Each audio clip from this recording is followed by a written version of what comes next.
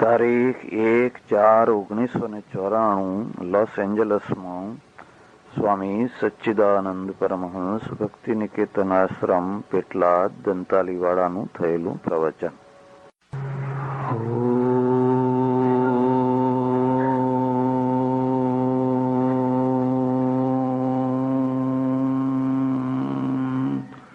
નમઃ શાંતાય તેજસે.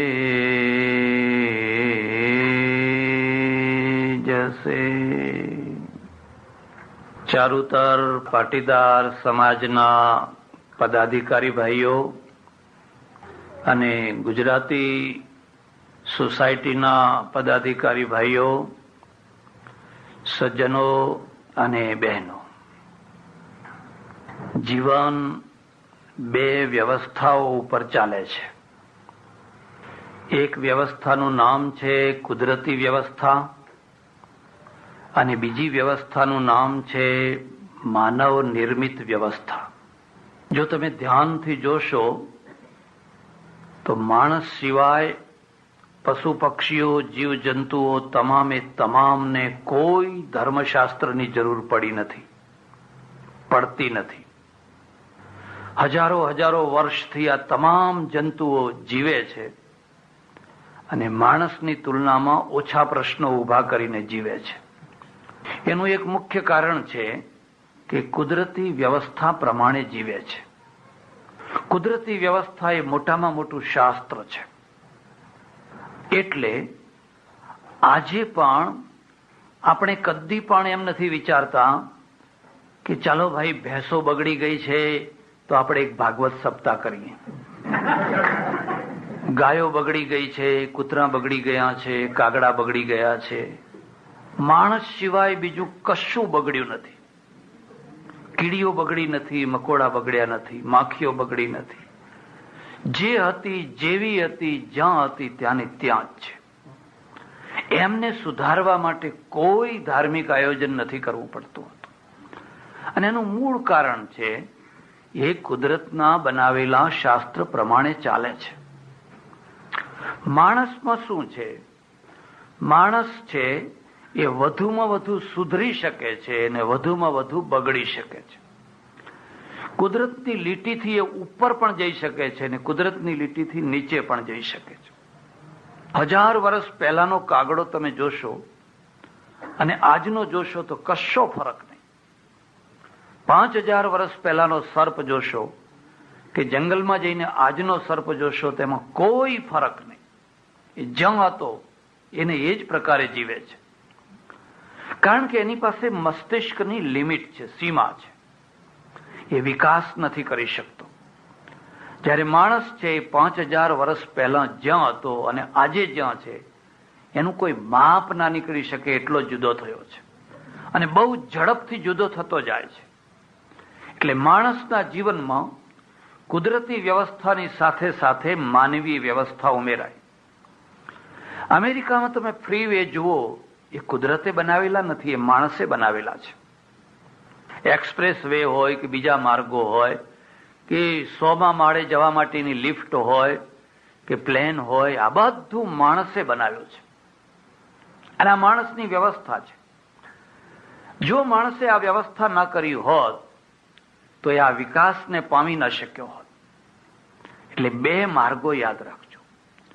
જે કુદરતી વ્યવસ્થા છે એને આપણે સનાતન ધર્મ કહીએ છીએ.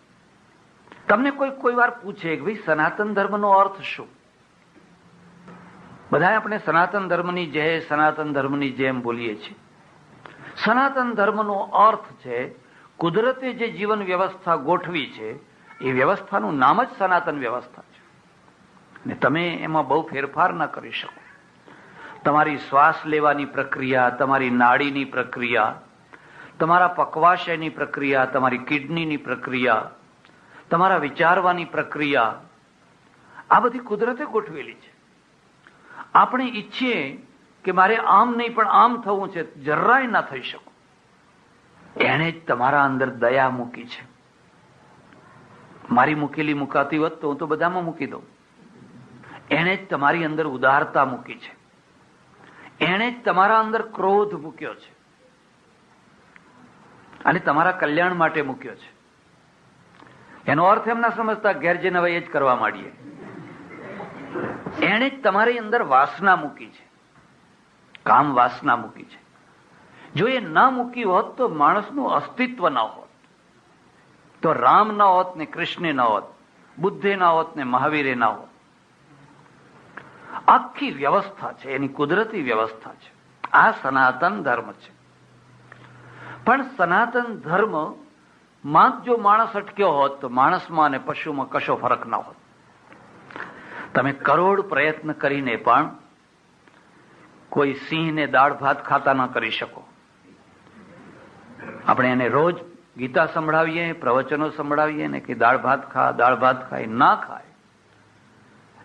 એનું બચ્ચું તમે અજાણતા ઉછેરો, બિલકુલ નાનું હોય ને તોય છતાં એ શિકાર કરવાનો.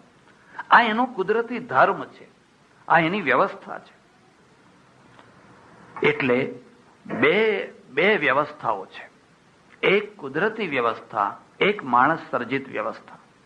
માણસ સર્જિત વ્યવસ્થા જ્યારે કુદરતી વ્યવસ્થાની દ્રોહી બને, વિરોધી બને, ત્યારે માણસ વિસંવાદમાં મુકાય.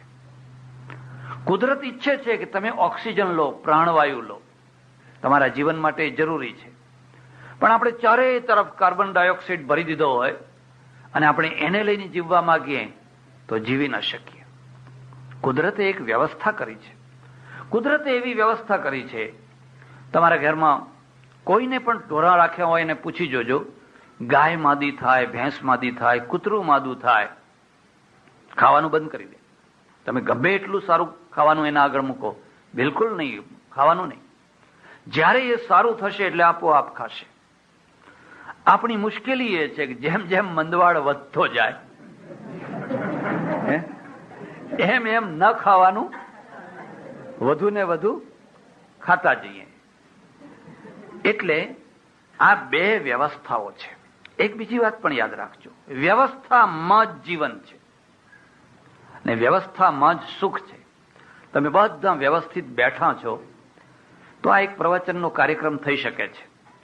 પણ જો બધા અવ્યવસ્થિત થઈ જાય અને મારી માફક બધા જ બોલવાનું શરૂ કરી દે તો આ કાર્યક્રમ સુખરૂપ ન થઈ શકે. એટલે તમને કદાચ કોઈ વાર જાણવાની ઈચ્છા થાય સનાતન ધર્મનો મિનિંગ શું. સનાતન ધર્મનો આ જ મિનિંગ છે જે કુદરતે આપણા માટે જીવન પદ્ધતિ ગોઠવી છે, જે વ્યવસ્થા ગોઠવી છે, એ વ્યવસ્થા એ મૂળ વ્યવસ્થા છે અને એનું નામ સનાતન ધર્મ છે. ત્યારે એ ધર્મની સાથે માનવીય વ્યવસ્થાઓ જોડાવા લાગી. અને માનવીય વ્યવસ્થાઓ છે કદી સનાતન નથી હોતી, કારણ કે માણસ છે એ ગતિશીલ છે. જેમ માણસ દોડે છે એની સાથે એના પ્રશ્નો દોડે છે. માણસ આગળ દોડ્યો હોય ને પ્રશ્નો પાછળ રહી જાય, માણસ પાછળ રહી જાય ને પ્રશ્નો આગળ નીકળી જાય, કોઈ ઉકેલ નહીં આવી શકે. માનો કે તમે અમેરિકામાં રહો છો અને તમારા ઘરની અંદર એકદમ પ્રેશરમાં પાણી આવે છે અને હવે તમે પેલા કુવા અને દોરડાની બધી વાતો કર્યા કરો કે કુવો હોય, એક દોરડું હોય, એક ઘડો નાખીએ, ભમરિયા કુવા ને કાંઠડે, પેલું આપણે ગીત ગાય છે. તો ક્યાં માણસ આગળ નીકળી ગયો. હવે તમે જૂની વાતો છે એના દ્વારા જીવનના પ્રશ્નો ઉકેલી નહીં શકો. સ્ત્રીઓ આગળ નીકળી, પુરુષો આગળ નીકળ્યા, બાળકો આગળ નીકળ્યા, એમના પ્રશ્નો આગળ આવી ગયા. પાછળથી તમે જો એને ઉકેલવા માંગો તો એ કદી ઉકેલી ન શકાય. એટલે આ બીજી વાતને યાદ રાખજો, માનવીય વ્યવસ્થા છે એ હંમેશા પરિવર્તનશીલ છે. મુશ્કેલી ક્યારે થતી હોય છે કે માનવી વ્યવસ્થાને આપણે સનાતન બનાવવા માંગીએ છીએ અને જ્યારે એને સનાતન બનાવવા માંગીએ છીએ ત્યારે પછી એ પ્રજાના પગની બેડીઓ બની જતું હોય છે. એટલે આ વાતને યાદ રાખજો, ધર્મ છે એ સતત સુધારા માગનારી વ્યવસ્થા છે. એટલે માનવીય ધર્મ. તમે એક ફેક્ટરી બનાવો છો, ગાડી બનાવો છો, કાર બનાવો છો. ભારતમાં જઈને જોજો, 50 વર્ષથી અમારું એક મોડલ ચાલે છે એમ્બેસેડર. આજે પણ સારી ગાડી એમ ચાલે છે. એનું પરિણામ શું આવ્યું? એનું પરિણામ એ આવ્યું કે ભારત પછાત થઈ ગયો. મોડલ ના બદલી શકાય. એટલે પછાત થઈ ગયું. અને હવે શું વિચાર કરે છે કે આપણે આપણું મોડલ નથી બદલી શક્યા, તો બહારના માણસોને લાવો. અને બહારના માણસો તમારું મોડલ તો બદલશે, પણ બહારના માણસો એમનું કંઈક વસૂલ પણ કરશે. તમે જો ઉત્તમ પ્રજા હોત તો તમે તમારું મોડલ બદલી શક્યા હોત. જાપાન સામે જુઓ, એને સતત મોડલ બદલ્યા. તે દુનિયાની સુપર પ્રજા અમેરિકા કહેવાય, એના ઉપર જાપાન ચડી બેઠું. જ્યાં જુઓ તો ટોયેટા ટોયેટા ટોયેટા. કોઈ દયાની ખાતર વાપરે છે? એનું કારણ શું છે? એને સતત પોતાના મોડલ બદલ્યા. આ માનવી વ્યવસ્થા છે. જો એ પણ અહીંયા કોઈ જગ્યાએ એમ્બેસેડર દેખાય છે? કોઈક જગ્યાએ કંઈક નમૂનાના રૂપમાં આપણે લાવીએ અને ફરીએ તો દેખાય છે. દેશમાં ટ્રકોની પાછળ લખ્યું હોય છે, મેરા ભારત મહાન. કેટલી કેટલી ઉર્મી હશે માણસમાં. એક બીજી વાતે લખી હોય છે, બુરી નજર વાલે તેરા મુંહ કાલા. અહીંયા કોઈ જગ્યાએ કઈ એવું લખેલું દેખાતું? શું બધી બુરી નજર વાળા ભારતમાં જ ભેગા થયા છે? આના પાછળનું કારણ તમે જાણ્યું? એ ટ્રકમાં બેઠેલો ડ્રાઈવર છે ને, એ જૂના કાળમાં જીવે છે. જૂના કાળમાં 1994માં નથી જીવતો. દરેક મોહલ્લામાં, દરેક ખડકીમાં એક નજર લગાડનારી ડોશી પહેલા રહેતી. એક ડોશો, હવે ના રહેતો હોય તો સારું, હવે રહેતો હોય તો પછી ભલું પૂછો. અને આ બહેનોનું કામ હતું રોજ છોકરાઓની નજર ઉતારવી. પેલી વાટકીમાં અંગારો મૂકવો, પછી આમ કરીને ઊંધી પાડવી, ઉપર પાણી નાખવું, પછી જોડા મારવા. હો, પછી જોડા મારવા. અને હા, જોને એમ કે વાટકી, અરે એ તો અંદર વેક્યુમ થયું એટલે વાટકી ચોંટી ગઈ છે. મારી નજર એક વાર ઉતારેલી, બીજાની તો ઉતારે. હું એક જગ્યાએ ચાતુર્માસ કરું અને બધી અમારા જૂની ડોશીઓ બધી મળવા આવી. કંઈક થોડોક માદો થઈ ગયેલો તો એક ડોશી કહે, મહારાજની આંખ જોઈ? એમ કે. એને કેમ? કોઈક વળગ્યું છે. એટલે મને શું કામ વળગે ભાઈ? વળગવા જેવું હોય ત્યાં વળગે. મને કે તમારે બોલવાનું નહીં, તમે તમારું શાસ્ત્ર જુદું ને અમારું શાસ્ત્ર પેરેલલ. બે શાસ્ત્રો ચાલે છે, એક કાશી શાસ્ત્ર, એક ડોશી શાસ્ત્ર. એમાં કાશી શાસ્ત્ર કરતા ડોશી શાસ્ત્ર બહુ જબરું. મારે તો એક પટેલ રોજ આવે, વૃદ્ધ ઉંમરના, મારા ઉપર બહુ શ્રદ્ધા ભક્તિ ભાવના રાખે, અને બેઠાની સાથે જ બ્રાહ્મણને એક મણની ગાળ ચોપડાવી. ચડોતર છે ને, ભાષાની દ્રષ્ટિએ સુરત પછી બીજા નંબરે આવે. પહેલો નંબર સુરતનો, એમાં કઈ કહી શકાય, પણ ચડોતર કઈ ગાંજુ જાય એવું નથી. બીજો નંબર તો લે જ. એમ આવડી ગાળ ચોપડાવી. અરે મેં કહું, કેમ ગાળ દો છો? કે મારું તો નખો જ કાઢી નાખ્યું. એમ શું કર્યું? શું? એમ કે છોકરાનો છોકરો પરણીને આવ્યો, પેલા વર કન્યા બે આવે ને પરણીને, આમ કંકુમાં આમ કરીને આમ થાપા લગાવવાના હોય બારણા આગળ. તે પેલા બિચારા ગોરને કઈ ખબર નહીં હોય તો ઊંધા લગાયા.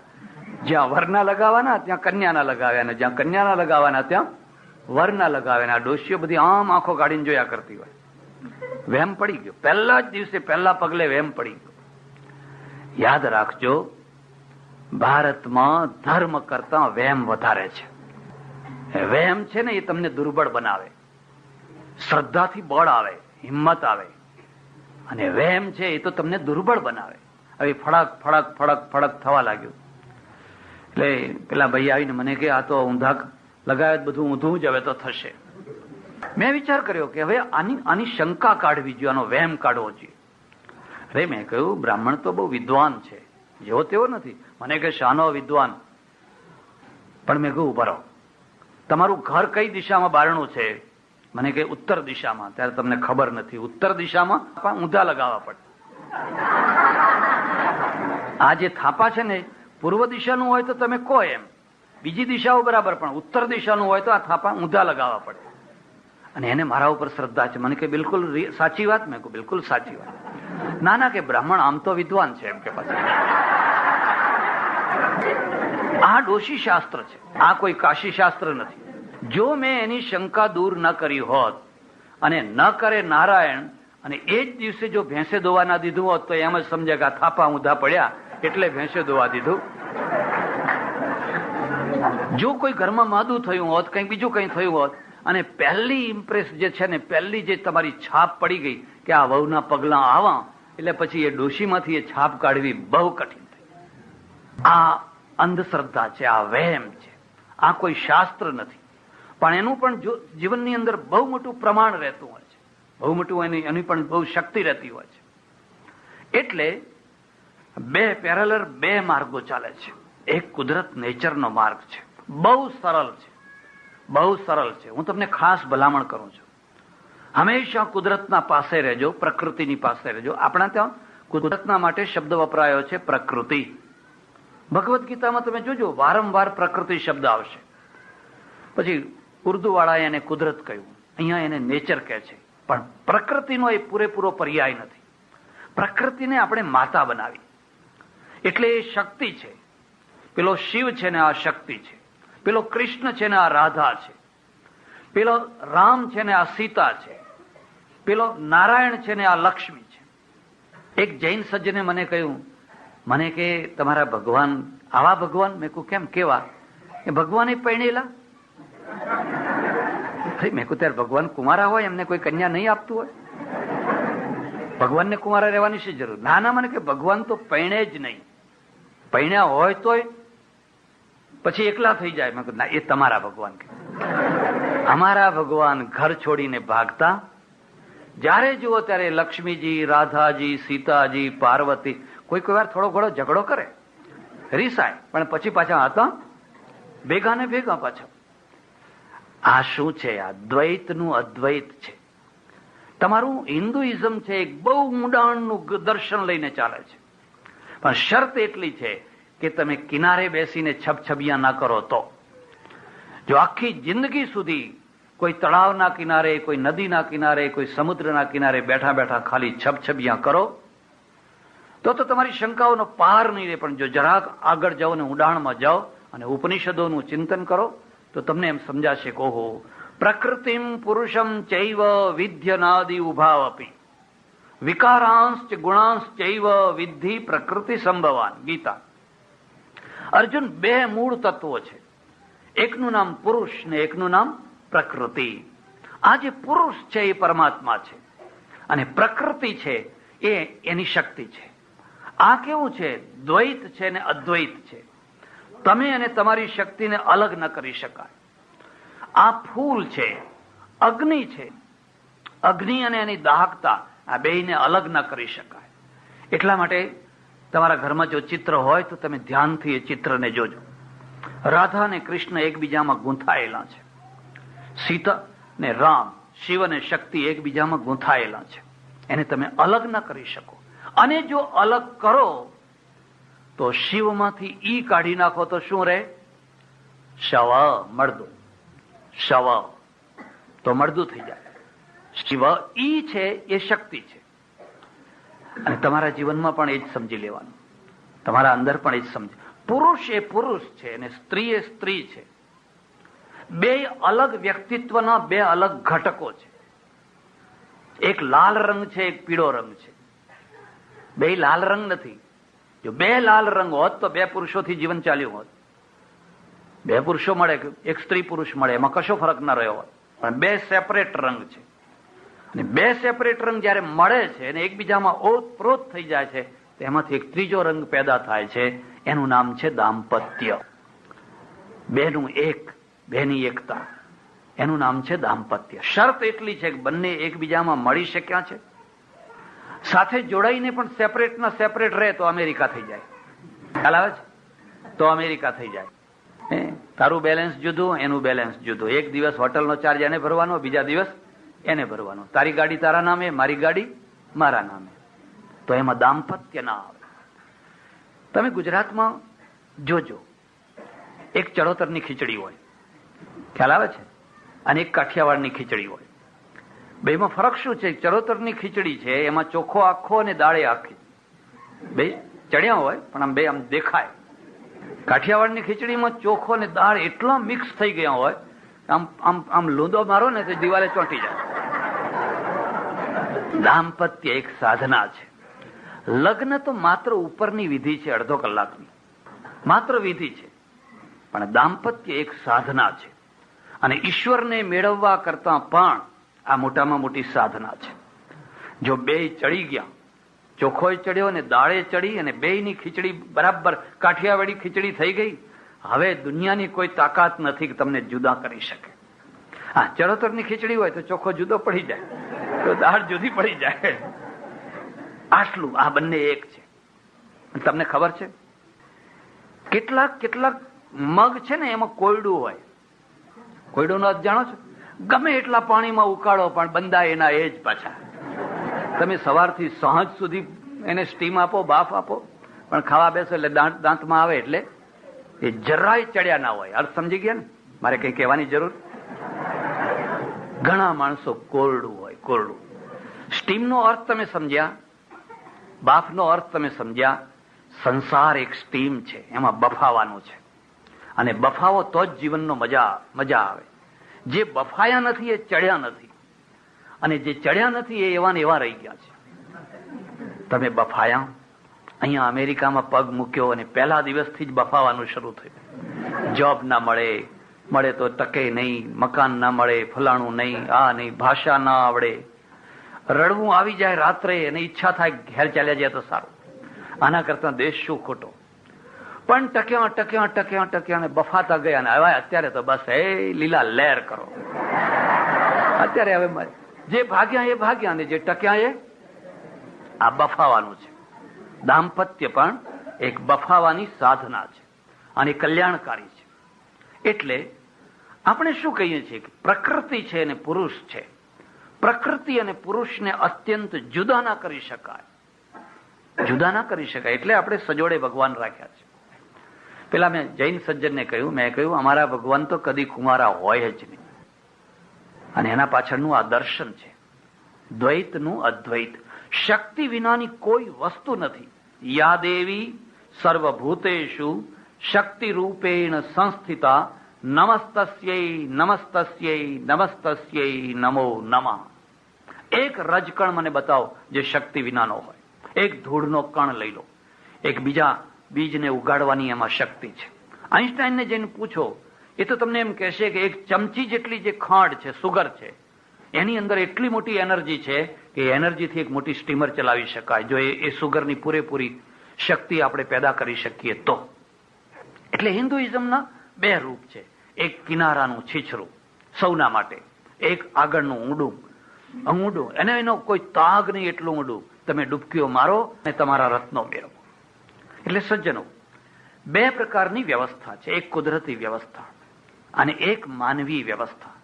કુદરતી વ્યવસ્થાનો દ્રોહ કરીને જયારે માનવ વ્યવસ્થા ઉભી કરે તો એ આગળ જતા એના માટે વિસંવાદી બને. મારે થોડીક વાતો તમને કરવાની છે અને થોડી અટપટી વાતો પણ કરવાની છે. તમને ગમે એવી છે ને તમને ન ગમે એવી છે, અને ન ગમે એવી વાતો પણ મારે કરવી જ પડશે. કારણ શું છે કે હું સારંગી વગાડનારો નથી કે ખમા બાપુ ખમા બાપુ ખમા બાપુ. હું મારા ગુરુએ મને કહેલું, જો સચ્ચિદાનંદ કોઈ દિવસ પ્રવચન ના કરીશ. મેં કહ્યું પ્રવચન તો જેવું આવડે એવું કરવું પડે. મને કે જો કરવું હોય તો વ્યાસપીઠ ઉપર બેસીને કદી પણ માત્ર લોકોના મનોરંજન ના કરીશ, લોભથી, લાલચથી, ભયથી કે બીજા કોઈ કારણસર. જે તને સાચી વાત લાગે એ જ તું કહેજે. એટલે અમારે ત્યાં ઉપનિષદમાં શાંતિ પાઠ છે. શાંતિમાં રીતમ વદિષ્યામિ સત્યમ વદિષ્યામિ તન્મામ અવતુ અવતુ વક્તારમ અવતુ વક્તારમ અવતુ. હે પ્રભુ, આ વ્યાસપીઠ ઉપર બેસી અને હું સત્ય બોલીશ, રીત બોલીશ, મારી રક્ષા કરજે, વક્તારમ અવતુ. હિન્દુ પ્રજા આજે બહુ મોટા પ્રશ્નોમાંથી પાર થઈ રહી છે. એની જે ધાર્મિક વ્યવસ્થા છે એ પ્રશ્નો ઉકેલે છે કે પ્રશ્નો વધારે છે? જો તમારી વ્યવસ્થાથી તમારા પ્રશ્નો ઉકેલાયા હોત તો આ પ્રજાની આ દશા ના થઈ હોત. મને એક અમેરિકન એકવાર એક પ્રશ્ન પૂછેલો. મને કે એવો કયો દેશ છે કે જે દેશની 85% પ્રજા બહુમતી વાળી 12% લઘુમતીનો માર ખાયા કરતી હોય એવો કયો દેશ છે? બોલો, તમે જ કહો કયો દેશ છે? મેં કહું ભાઈ અમારો દેશ છે. તો મને કહે શું શરમ નથી આવતી, અહીં અમને બધું સંભળાવવા આવો છો? પહેલા તમારા દેશને ઠીક કરો ને. એટલો મોટો આઘાત છે. કોઈ બીજો કોઈ દેશ છે જ્યાંની 85% પ્રજા 12% પ્રજાનું માર ખાતી હોય? એક મોહલ્લામાં આવીને એક મકાન રાખી લે મોંઘા ભાવનું, એટલે બાકીના બધા સસ્તા મકાનો વેચીને ભાગવા માંડે. જો તમે બહુમતી હોવા છતાં આટલા બધા દુર્બળ હોવ, તો કાલે જયારે તમે 50% અને 40% પહોંચશો તો તમે જીવશો કેવી રીતે? એના નિશ્ચિત કારણો છે. અને જો એના કારણો તમે નહીં જાણો અને તમારી ભૂલોને નહીં સુધારો, તો તમે ગમે એટલા આત્મશ્લાઘાના ગીત ગાઓ, અમે મહાન, અમે મહાન, અમે મહાન, એવા ગીત ગાવાથી કોઈ મહાન થતું નથી હોતું. તો તમારા પ્રશ્નો ઉકેલવાના નથી, તમારું ભવિષ્ય અંધકારમય થઈ જશે. એ અંધકારમય ન બનાવવું હોય તો આપણે સ્પષ્ટ રીતે આપણા પ્રશ્નોને સમજવા પડશે. પહેલામાં પહેલો પ્રશ્ન છે, શું આપણે ધાર્મિક રીતે એક બહાદુર પ્રજા, એક સક્ષમ પ્રજા, એક એકતાવાળી પ્રજા છીએ કે પછી વહેંચાયેલી પ્રજા છીએ? કોઈની સાથે તુલના કરી જોજો. કોઈ મસ્જિદમાં જઈને જોજો, કોઈ ચર્ચમાં જઈને જોજો અને કોઈ મંદિરમાં જઈને જોજો. ત્રણેયની વ્યવસ્થામાં શું અંતર છે, કેટલો મોટો ડિફરન્સ છે. પહેલામાં પહેલા તો તમે જોશો એ મસ્જિદ છે ને એ શક્તિ ઊભી કરે છે. એમાંથી એક શક્તિ, નમાજ પઢાતી હોય ઈદની, લાખ મુસલમાન ભેગા થયા હોય એક સાથે, નીચું માથું એટલે નીચું, ઉપર એટલે ઉપર, અને એમાંથી એક શક્તિ ઊભી થતી હોય છે, મોટી મોટી સલ્તનતોને હલાવી નાખે એવી. આપણા મંદિરોમાં જઈએ તો 200 માણસો 150 માણસો ભેગા થયા હોય ને એકેનું એક કામ કોણી મારવાનું, એકને કોણી મારવાની, ધક્કા મારો, કોણી મારો, ટોકરા ખકડાવો. એક વાર તો મેં જોયું કે એક મંદિરમાં ટોકરો થોડો ઊંચો હશે ને એક બેન શરીર જરા જાડું, અને તે કૂદકા મારે. રવા દે, મેં કોઈ રવા દે, હવે નથી કૂદકા. તું ટોકરો નહીં ખખડાવે તો ભગવાનને ખબર છે કે તું આવી છે. એક આમ દોડતું હોય ને એક આમ દોડતું હોય ને એક આમ દોડતું હોય ને એક આમ દોડતું હોય. કેમ આપણે આવ્યા? કદી તમે એવા જોયા કે 5000 હિન્દુઓ, વધારે નહીં, લાખ નહીં, 5000 હિન્દુઓ એક સાથે પલાઠી વાળીને બેઠા હોય ને સંધ્યા કરતા હોય, કોઈ ગંગા જમનાના કિનારે, કોઈ આવા હોલમાં? કદી જોવા નહીં મળે. બસ જાઓ જલ્દી જલ્દી, જે આગળ હોય એને મારો ધક્કો અને થાવ આગળ, અને ભગવાનના આગળ ફેંકો પૈસો. જો તમે તમારી વ્યવસ્થા નહીં સુધારો તો તમારા બાળકોને તમે સમાધાન નહીં કરાવી શકો. જેટલો વિધર્મીઓથી ભય છે એથી વધારે તમારા બાળકોથી ભય છે. એ તમને પૂછે છે કે આ કે, કારણ કે હાઈસ્કૂલમાં જાય છે, સ્કૂલમાં જાય છે, ધોળિયાના છોકરા સાથે મળે છે, હળે છે, અને એ એને પૂછે છે કે આ તારા મંકી ગોડ એટલે કયા? અને મંકી ગોડ એટલે પૂછે છે, એના પપ્પાને આવીને પૂછે છે, પપ્પા આ મંકી ગોડ, પેલા એલિફન્ટ ગોડ, આ ફલાણા ગોડ, આ ફલાણા, કેટલા ગોડ છે આપણે? અને પપ્પા એ બિચારા કોરા કાગળ, એમને કઈ ખબર, એમને કશી ખબર નથી. એ ગૂંચવાડામાં પડી ગયા. એ અમારા જેવાને પૂછે, અને અમે કહીએ કે ભાઈ આ બધું તમારા કામનું નથી, આ બધું બહુ ઊંચા લેવલનું છે. શી રીતે આ ભવિષ્યને કેવી રીતે તમે રાખી શકો? જો આખા ભવિષ્યનો આપણે પૂરેપૂરો વિચાર કરવો હોય, અને તમારે નિયમ છે કે આ ઘડિયાળ છે એ સારું છે કે ખોટું છે એનો નિર્ણય ક્યારે કરી શકશો? સામે બીજી કંપનીનું ઘડિયાળ મૂકશો ત્યારે, જ્યારે ત્રીજી કંપનીનું ઘડિયાળ સાથે એને મૂકશો ત્યારે તમને ખબર પડશે કે ભાઈ મર્સિડીઝ ગાડી કેમ કિંમતી છે, ફલાણી ગાડી કેમ કિંમતી નથી. જ્યારે તમે એકબીજાની તુલના કરશો, એકબીજાને મેળવશો, ત્યારે જે વ્યવસ્થાથી દુનિયા જીવી રહી છે એ વ્યવસ્થાઓમાં તમારી એક વ્યવસ્થા છે, અને એ વ્યવસ્થાઓમાં જો તમે તમારી વ્યવસ્થાની તુલના બરાબર કરી શકશો તો તમને ખ્યાલ આવશે કે આપણે કેમ કમજોર છીએ, આપણામાં શું ખૂટે છે, કઈ રીતે આપણે આ દુર્બળતા. 85% પ્રજા આજે ભારતમાં ગરીબ પ્રજા થઈને જીવે, ગરીબમાં ગરીબ પ્રજા થઈને જીવે, એવી પ્રજા તો દુનિયામાં બીજી કોઈ જગ્યાએ નહીં હોય. એના નિશ્ચિત કારણો છે, અને એ કારણોમાંના થોડાક કારણો મારે તમને બતાવવાના છે.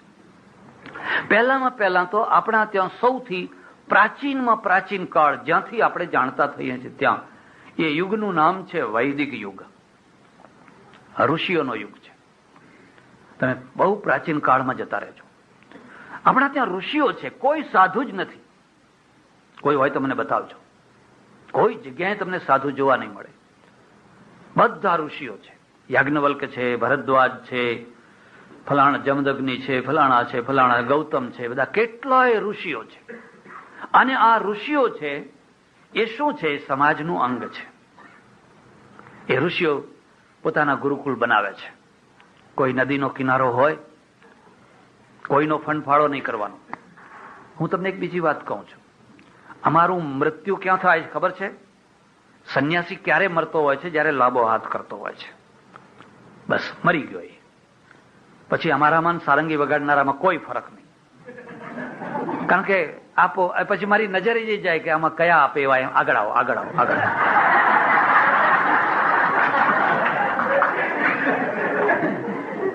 આપણે મંદિરોમાં ક્લાસ પાડ્યા. મંદિરોમાં કેટલાક લોકો ઠેઠ અંદર જઈને, આ તો અહીં તો સારું છે, બાકી કેટલાક લોકો તો ઠેઠ ભગવાનના પગ સુધી જાય. કેટલાક લોકો આ કઠેડાના અંદર જાય, કેટલાક કઠેડાના બહાર ઉભા રહે, અને કેટલાકને તો અંદર જ આવવાનો અધિકાર નહીં. ધજા જ જોઈ લો તમે. હવે આ ધજા જોનારા હવે મંદિરમાં નહીં આવે. મસ્જિદમાં કોઈ ક્લાસ છે? મસ્જિદમાં જઈને જો પહેલો આવે એ પહેલો. ઇસ્લામ કેમ ફેલાઈ ગયો? જોત જોતામાં કેમ ફેલાઈ ગયો આખી દુનિયામાં? અને આપણે કેમ ઘટતા ગયા? નિયમ એવો છે કે જે પહેલો પિંજારો આવ્યો હોય તો પહેલી લાઈનમાં બેસે, અને નવાબ હોય ને જો પાછળ આવ્યો હોય તો પાછલી લાઈનમાં બેસે. આપણે તો બધાના રિઝર્વેશન રાખ્યા હોય. પેલા શેઠ આવવાના છે, ફલાણા શેઠ આવવા. અરે ભગવાન આગળ તો અહંકાર ઉતારો. તમે અહીંયા જો મોટઈ લેવા આવતા હો તો તમારી મોટઈ ઉતરશે કઈ જગ્યાએ? અને તમારી મોટઈ ને અમે પોષીએ છીએ, કારણ કે અમારે તમને મોટા બનાવીને તમારા ગજવા ખંખેરવા છે. મારા એક ઓળખીતા સાધુ સપ્તાહ કરે, બહુ સારી સપ્તાહ કરે. મને કે ઉદઘાટન કરવા તમારે આવવું પડશે. મેં કહું ભલે. મૈત્રી એટલે ગયા. આવું ઊંચું ઊંચું સિંહાસન બેઠા, અને પહેલું જ પ્રવચન મારું રાખેલું. પણ બન્યું એવું કે સામેનો જે ફર્સ્ટ ક્લાસ ને ગાદી તકિયા વાળો ક્લાસ, પછી એકલા ગોદડા વાળો, પછી જાજમ વાળો, પછી ધૂળ વાળો. આ પહેલો જે ગાદી તકિયા વાળો જે ક્લાસ ને, એમાં એક મોટી ઉંમરના ડોસા હતા. એ તકિયા ઉપર આમ પડીને ફૂઈ જ ગયેલા. ફૂઈ ગયા એનો વાંધો નહીં. પાટલી વાળું જોતિયું થોડુંક આઘું ખસી ગયેલું. મને કે પ્રવચન ચાલુ કરો. મેં કહ્યું ભાઈ હું ચાલુ કરું, પણ આ પેલા ડોહા ઊંઘે છે, એમને જગાડો. મારું ધ્યાન ત્યાં જાય છે ને, એટલે મને ઊંઘ ચડે છે. હંમેશા ડ્રાઈવરની બાજુની સીટમાં કદી ઊંઘાય નહીં. ઊંઘવું હોય તો પાછલી સીટે. ડ્રાઈવરની બાજુની સીટમાં જો ઊંઘો તો પછી ડ્રાઈવરને ઊંઘ આવે. મને કે ઊંઘવા દો, ઊંઘવા દો. એ તો અરે ભાઈ કોઈ ઊંઘવા આવ્યા છે કે સાંભળવા આવ્યા છે? મને કે માથાકૂટ ના કરો, એ તો આપણી દૂધણી ભેંસ છે. મેં કહ્યું દૂધણી ભેંસ છે એટલે શું? મને કે જુઓ, એને ચોખાની મિલ છે, અને આ 7 દિવસની જે સપ્તાહ થશે એ 7 દિવસના બધા ચોખા એમના ત્યાંથી આવવાના છે. એટલે સાંભળે તોય વાહવા, ના સાંભળે તોય વાહવા, ઊંઘે તોય વાહવા, ને જે કરે. એટલે એમને આગળ બેસાડ્યા છે. એટલે તમે તારે આમ જોઈને બોલો. એમ બોર્ડ ઉપર લખેલું 114મી સપ્તાહ. આ કેટલામી સપ્તાહ છે? 100 અત્યારે તો 200 ઉપર થઈ ગઈ હશે. પણ એ સપ્તાહ ધર્મ માટે નહીં, પવાલી ભરીને દૂધ ભરવા માટે. ધર્મને કંઈ લેવા દેવા નથી. અમારે તો દૂધણી ભેંસો જોઈએ છે, કારણ કે અમારી પવાલી ભરી આપે. અને એક બીજી વાત પણ યાદ છે, ડોબા જ દૂધ આપે.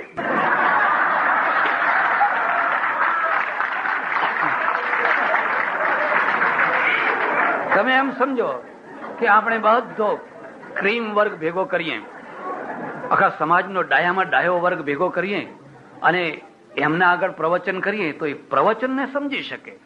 પણ પવાલી ભરીને જો તમારે દૂધ જોઈતું હોય તો ડોબા જ ખોરવા પડે. એ પેલા બુદ્ધિશાળી માણસો પાસેથી દૂધ ના. ત્યારે આપણા ત્યાં પ્રાચીનમાં પ્રાચીન જે ઋષિ યુગ છે, જેને આપણે વૈદિક યુગ કહીએ છીએ, હું એમ માનું છું કે આદર્શ યુગ છે. આદર્શ યુગ છે. ઋષિ મહાન છે, વિદ્યાથી મહાન છે, વૈરાગ્યથી મહાન છે. વિદ્યા અને વૈરાગ્ય બેયનો મેળ છે. ઋષિ પત્ની મહાન છે. કારણ ઋષિ જેટલી સાદાઈથી રહે છે, ઋષિ પત્નીને પણ એટલી જ સાદાઈ. નહીં તો ઋષિ પત્ની રિસાય અને બનારસી સાડી લાવી આપો, બનારસી સાડી લાવી આપો, તો ઋષિ ના રહી શકે. એ વલખલ પહેરે છે, ઋષિ પત્ની એ વલખલ પહેરે છે. અને એનું એક કારણ છે કે જો તમારે તમારા સ્વતંત્ર વિચારો હોય, તમારી નિશ્ચિત સ્વતંત્ર દ્રષ્ટિ હોય, અને જો તમે ઉઘરાણા કરતા થાવ તો તમારું મસ્તિષ્ક ગીરો મૂકી જાય. તમારા વિચારો પછી તમારે બદલવા પડે. જે આપનારા છે એમને રાજી રાખવા પડે, અને રાજી રાખો તો આપે. જો ના રાજી રાખો પછી આપે. અમારે ત્યાં એક ઋષિ થયા, એમનું નામ છે કણાદ. શબ્દ યાદ રાખજો. મેં મારા પુસ્તક છે ભારતીય દર્શનો, એમાં એમનો ઉલ્લેખ કર્યો છે. અને આ ઋષિ એટલા મહાન છે, બુદ્ધના પહેલા 200 વર્ષ પહેલા થયા, 2700 વર્ષ થયા. અને ભારતમાં જે અણુ વિશે જે ચિંતન કર્યું એ પહેલું આ ઋષિએ કર્યું. ઉપનિષદોમાં પ્રકૃતિ છે, અણુ નથી. કેટલાક લોકોને એવું માનવું છે કે અણુ વિશેના વિચારો છે એ ગ્રીસમાંથી આવ્યા. પ્લુટો, સોક્રેટિસ, આ બધા ચિંતકો એમના પાસેથી આવ્યા. કેટલાક લોકો એમ માને છે કે નહીં, ભારતમાંથી ત્યાં ગયા. જે હોય તે, પણ આ ઋષિએ સૌથી પહેલા એમ કહ્યું કે આખા બ્રહ્માંડોનું મૂળ અણુમાં છે. 2 અણુઓ ભેગા થાય એટલે દ્વિઅણુક બને, વળી પાછા એ 3 ભેગા થાય તો ત્રસણુક બને, વળી પાછા એવા 4 ભેગા થાય તો ચતુર્ણુક બને, એટલે આપણને દેખાતા થાય. આજના વિજ્ઞાને તો એમ ઘણું આગળ રિસર્ચ કરીને કહ્યું કે અણુના અંદર પણ કેટલાય અણુઓ છે. પણ આ મહાન ઋષિ મહાન, પણ પોતાના ગુરુકુળમાં રહે, નદીના કિનારે વિદ્યાર્થીઓ રાખે, અને વિદ્યાર્થીઓ લાકડા કાપી લાવે, પર્ણકુટી બનાવવાની અને ખેતી કરવાની, ગાયો રાખવાની, જીવન એવું બનાવવાનું કે જેથી લાચારી ના આવે. લાચારી અને વિચારોની સ્વતંત્રતા કદી એક સાથે ના ટકી શકે. જો તમે લાચાર થયા તો વિચારોને સ્વતંત્ર નહીં રાખી શકો. અને આખી દુનિયા ભલે લાચાર થઈ જતી હોય, પણ તમારા વિચારકો લાચાર ના થવા જોઈએ, તમારા ચિંતકો લાચાર ના થવા જોઈએ. સરસ્વતી છે એ મહાન, લક્ષ્મી છે એ પણ મહાન છે. લક્ષ્મીની જરૂર છે દુનિયાને, પણ બને તો લક્ષ્મી અને સરસ્વતીને બાજુ બાજુમાં બેસાડજો. બને તો સરસ્વતીના ચરણોમાં બેસાડજો. એવું ના બને તો બાજુ બાજુમાં બેસાડજો. પણ એવું ના બને તો કદી સરસ્વતીના માથા ઉપર લક્ષ્મીને ના બેસાડશો. જો સરસ્વતીના માથા ઉપર જો લક્ષ્મી બેસી જાય ને, તો સરસ્વતી છે એ પછી એનું વ્યક્તિત્વ છોડી દે. આપણા ત્યાં આ ઋષિ યુગ છે. આ ઋષિ છે બિલકુલ સામાન્ય. અને આશ્ચર્ય એ છે કે આટલું બધું હોવા છતાં કોઈની પાસે એક પૈસાનો ફંડફાળો નથી કરતા, કોઈની પાસે. પણ રાજાને ખબર પડી, અને રાજાને ખ્યાલ આવ્યો કે ઓહો, આપણા રાજ્યમાં એક બહુ મહાન ઋષિ રહે છે, અને આર્થિક રીતે જરા દુઃખી છે.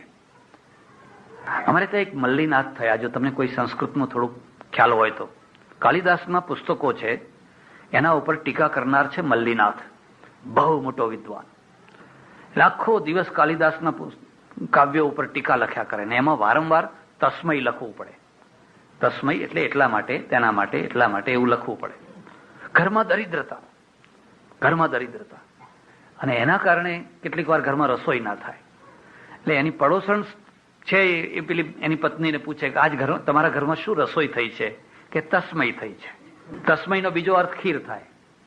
હિન્દીમાં છે ને તસ્મય એટલે ખીર. ઓહો, તમારા ઘરમાં રોજ તસ્મય થાય છે? કે હા, અમારા ઘરમાં રોજ તસ્મય થાય. કેટલી વિચિત્ર વાત છે. એક તરફ સરસ્વતી બેઠી છે, એક તરફ લક્ષ્મીજી બેઠા છે. અને લક્ષ્મીજી તો હૃષ્ટપુષ્ટ છે, ખબર છે, વિષ્ણુ ભગવાન. અને ફ્રીજની બાજુમાં જ એમનો રૂમ. હવે વિષ્ણુ ભગવાન આખો દિવસ કાં તો મોટેલમાં હોય, કાં તો હોટેલમાં હોય, કાં તો ફેક્ટરીમાં ગયા હોય. એટલે આ ફ્રીજમાં જે છે એ બધું લક્ષ્મીજીને જ ઉપયોગ કરવાનો હોય. કોઈ શરીર થાય કે ના થાય, મસ્ત શરીર. અને એના ખોળામાં બેસવા માટે લાઈન લાગી છે. માં તમારા ખોળામાં બેસાડો, તમારા ખોળામાં બેસાડો, તમારા ખોળામાં બેસાડો. અને એક નિયમ છે કે જેના ત્યાં બહુ ઘરાક આવતા હોય ને એને થોડો અભિમાન થાય છે, કારણ કે તું નહીં તો બીજો એમ. પછી બહુ કરગરે એટલે એક છોકરો ઉપાડે અને ઉપાડીને ખોળામાં બેસાડે. એટલે એનું નામ બિરલા પડે. લોકો કે હા બિરલા બિરલા. ફરી પાછું એકાદ બીજું ઊંચું નીચું થતું હોય એને ઉપાડીને બેસાડે એટલે એનું નામ ટાટા પડે. એટલે પેલા બીજા છોકરા ઉતાવળા થાય, માં મને બેસાડો. લાઈન લાગી છે મોટી ખોળામાં બેસવા માટેની. પણ શરત શું છે કે આ બેઠા ના બેઠા ને પેલા ઉતાવળા કરતા હોય મારે લાત ને તો ગબડાઈ પડે. એટલે એનું બીજું નામ રાખ્યું દોલત. દો મારે એટલે પેલા પડ્યું હોય ને, અરે રે અમે તો આ નગર શેઠ હતા, અમારે આવું હતું, અમારે તેવું હતું, એ પછી ગાયા કર્યા આખી જિંદગી સુધી લોકો. પણ હતું ત્યારે કરતા તો શું? કોઈ સારું કામ કરી બતાવ્યું? હવે બધું ગાગા કરો છો. પેલી બાજુ સરસ્વતી બેઠી, દુબળી પાતળી, એકદમ શરીર કૃશ છે ને ધોળી સાડી પહેરેલી છે. એને સામે 2-5 છોકરા ઉભા છે, એ દુબળા પાતળા પાછા, એ દુબળા. માં તમારા ખોળામાં બેસાડો, તમારા ખોળામાં બેસાડો. સરસ્વતી કે મારા ખોળામાં બેસીને શું કરશો? મારા સ્તનમાં દૂધ નથી. સરસ્વતી કુંવારી છે, કદી પરણેલી નથી. સરસ્વતીને પતિ હોય જ નહીં. લક્ષ્મીને હોય, કાળકાને હોય, બધાને હોય, સરસ્વતીને પતિ ના હોય. આખું રહસ્ય સમજવા જેવું છે. મારી પાસે દૂધ નથી, મારા ખોળામાં બેસવું હોય પોતાનો અંગૂઠો ચૂસીને જીવવું પડશે. બોલો, અંગૂઠો ચૂસીને જીવવું છે? એના કરતા હજુ મોડા તો મોડા પેલી લાઈનમાં લઈ જાઓ ને. અને છોકરા વિચાર કરે કે વાત તો સાચી છે કે આ ખોળામાં બેસીએ અને આખી જિંદગી અંગૂઠો ચૂસવાનો હોય તો કઈ નહીં, ભલે ને ગમે ત્યારે નંબર લાગશે. કે વાઉચર નીકળ્યું છે એમ નથી લોકો કહેતા? દેશવાળા નથી કહેતા કે ભાઈ અમારો વાઉચર કે 5 વર્ષે તો 5 વર્ષે. હું તમને શું વાત કરું, દેશમાં ઘણા લોકો એવા છે કે આ વાઉચરમાં ને વાઉચરમાં ગયડા થઈ ગયા. પરિણ્યા વિના બિચારા ઘરડ્યા થયેલા. વાઉચર કરતા આ વાઉચર પાસ કરીને તારી જિંદગી શું કામ બરબાદ કરે છે? પણ ગમે ત્યારે તો નંબર લાગશે ને એમ કે. એટલે પાછા 5-7 હતા, એમાંથી 2-3 પડે ને, કઈ 2-3 જ રહી ગયા. હઠ કરીને માં અમારો અંગૂઠો ચૂસશું પણ તારા ખોળામાં જ બેસવું છે. ને પછી સરસ્વતી ઉપાડીને ખોળામાં બેસાડે. એનું નામ કાલિદાસ પડે, એનું નામ શેક્સપિયર પડે, એનું નામ તુલસીદાસ પડે, એનું નામ આઈન્સ્ટાઈન પડે. પેલો બિરલા મરી જાય, ટાટા મરી જાય, પણ કાલિદાસને કોઈ મારી શકે?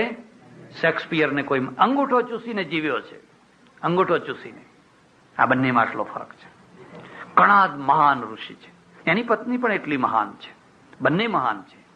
એક બીજી વાત પણ હું તમને કહું છું, 2 ખરાબ ભેગા થયા હોય ને તોય લીલા લહેર, અને 2 સારા ભેગા થયા હોય તોય લીલા લહેર. પણ 1 ખરાબ ને 1 સારું ભેગું થયું હોય તો બસ દુર્દશા. એને કજોડું કહેવાય. એટલે બંને મહાન છે.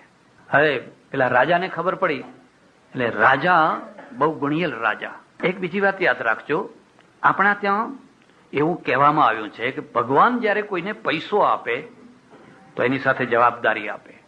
પૈસો નતો ત્યારે તમારી કોઈ જવાબદારી નહીં.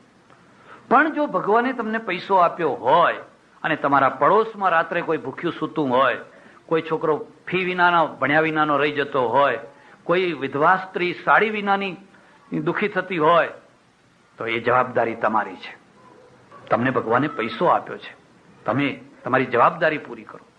તમે એમ વિચાર કરો કે મારે શું, જેને જે થવું હોય થાય, જેને જેમ, તો તમે પૈસાની જવાબદારી સમજી નથી શકતા. તો આ પૈસો 2 ધારી તલવાર થશે. એક ધાર તમને કાપી નાખશે, બીજી ધારે સામેનો માણસ કપાશે, પણ એ બીજી ધારથી તમે પોતે કપાઈ જશો. પૈસો એક મોટી જવાબદારી છે. આ તો ભગવાનનું આપેલું છે, અને ભગવાનનું આપેલું છે એટલે મારે ભગવાન રાજી રહે એ કામમાં વાપરવું જોઈએ. જો હું નહીં વાપરું તો ભગવાન મને પૂછશે.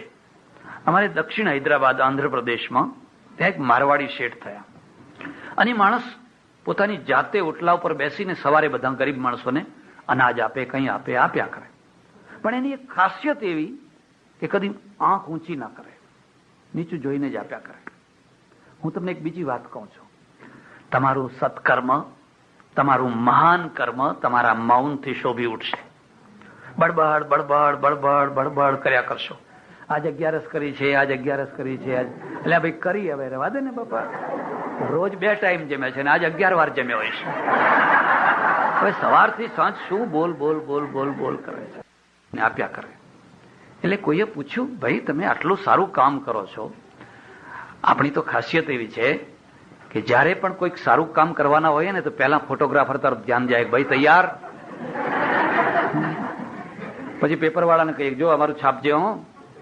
આ બધું એક જ ઈચ્છા છે કે અમારો આ પોઝ આવવો જોઈએ. અને નવાઈ એ છે કે મોટા ભાગની સંસ્થાઓમાં કે બીજે ત્રીજે મેં જોયું કે કામ કરનારા બિચારા ખરેખર ફોટોગ્રાફરોની પાસે આવતા ના હોય ને પેલા વગર જોતા હોય આઈને ઉભા રહી જતા હોય, અને પેલાને તો કામથી ઊંચો આવતો ના હોય. રાજાની આ જવાબદારી છે. રાજાની જયારે જવાબદારી છે એટલે રાજા જાતે ગયો. ઋષિ બેઠા બેઠા બેઠા બેઠા એમનું વૈશેષિક દર્શન લખી રહ્યા છે. વૈશેષિક દર્શન. અને તન્મય થઈને પોતાનો બનાવેલો ચોતરો છે. રાજા આવીને ચૂપચાપ બેસી ગયો. આમ આંખ કરીને જોયું, ઓહો, ઓળખી ગયા રાજા આવ્યા છે. આવો બેસો. કેમ આવ્યા? અરે તમે આટલી ગરીબાઈ ભોગવો છો, આટલા મહાન ઋષિ, આટલી બુદ્ધિ, આટલું જ્ઞાન, અને આવી દશા તમારી. બસ આજથી હવે બંધ. જેટલું મોદીખાનું જોઈએ બધું મારા તરફથી, જે ઘી દૂધ ફલાણું ફલાણું બધું મારા તરફથી આવશે. બસ મને સેવા બતાવો. ઘણા દે કહ્યું હું તમને સેવા બતાવું, પણ સેવા સ્વીકાર કરશો, હું માગું એ આપશો? કે હા, હવે પછી કોઈ દિવસ મારા આશ્રમમાં પગ ના મૂકો, બસ આટલી મારી સેવા. પેલો તો થઈ ગયો થોડા કેમ. ઋષિ સમજી ગયા અને કહ્યું જો હું તારું અપમાન નથી કરતો. ત્યાગનો નિશો હોય છે. પૈસાનો જેમ નિશો હોય ને એમ ત્યાગનો નિશો હોય છે. ચાલ, તારી કઈ જરૂર નથી. ના, એ અહંકાર છે. કોઈ પણ નિશો અહંકાર છે. હું તારું અપમાન નથી કરતો, પણ જો તમે અહીં રોજ આવતા જતા થશો એટલે દીવાન આવશે. દીવાન વિચાર કરશે કે રાજા જાય છે તો જરૂર મહારાજ કંઈક ચમત્કારિક હોવા જોઈએ.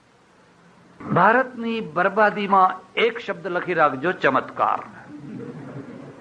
અમેરિકામાં તો આ પ્લેન ઉડે એ ચમત્કાર છે ને. ગાડીમાં બેઠા બેઠા ફોન કરો એ ચમત્કાર છે. બધું ચારે તરફ અહીં તો ચમત્કાર જ ચમત્કાર છે. કે લાલ મારા મિત્ર છે, ઘણી વાર મળે. મેં કહ્યું ભાઈ તમે તો એટલા બધા ચમત્કાર કરો છો કે જો ભગવાન પહેરી લો ને તો અત્યારે જે 900 જીવતા ભગવાનો છે એમાં સૌથી વધારે ઊંચો નંબર તમારો આવી જાય. કારણ કે બીજા કોઈ કંકુ કાઢે, કોઈ કઈ કાઢે, કોઈ કઈ. હવે કંકુ તો એમને બંને બજારમાં મળે જ છે ને. કોઈ હીરા કાઢતા હોય, કોઈ સોનું કાઢતા હોય, કોઈ જવેરાત કાઢતા હોય. ભ્રમણામાં ના પડશો. આ બધી ભ્રમણાઓ છે. કાઢનારાઓ સૌથી વધારે પૈસાની પાછળ પડતા હોય છે. જો એ કાઢતા હોય ને, હું નાનો હતો ત્યારે મદારીના ખેલ જોવા જતો ગામડામાં, અને મદારી આમ ફરતો ફરતો શું કરે, કોઈની પાઘડી લઈને આમ ખડ દિન કરે તો રૂપિયાનો ઢગલો થઈ જાય. તમે જોયો છે પાઘડીમાંથી? અને આપણને એમ લાગે કે હો આટલા બધા રૂપિયા. અને હવે મને સમજાય છે કે એટલા બધા રૂપિયા કોઈની પાઘડીમાંથી કાઢનારો અંતે તો 5 પૈસા માંગતો હોય. 5 પૈસા નાખો આ કપડામાં, 5 પૈસા નાખો, 5 પૈસા નાખો. આટલી બુદ્ધિ નથી કે જો આ 5 પૈસા માંગતો હોય તો પછી આ રૂપિયા કાઢતો હોય તો 5 પૈસાને માગવાની શી જરૂર છે? આ વિજ્ઞાનના ચમત્કાર છે. આ માનવની મહિમા છે. માનવની મહિમા છે. એટલે પેલો ઋષિ કે છે જો રાજન, પ્રજા તો ગાડરિયો પ્રવાહ છે. તમે આવશો એટલે દીવાન સમજશે કે આ મહારાજ કંઈક ચમત્કારિક હોવા જોઈએ. અને દીવાન આવશે એટલે ગામનો નગરશેઠ વિચાર કરશે કે ઓ રાજા જાય છે, દીવાન જાય છે, જરૂર મહારાજ આંકડા આપતા હોવા જોઈએ.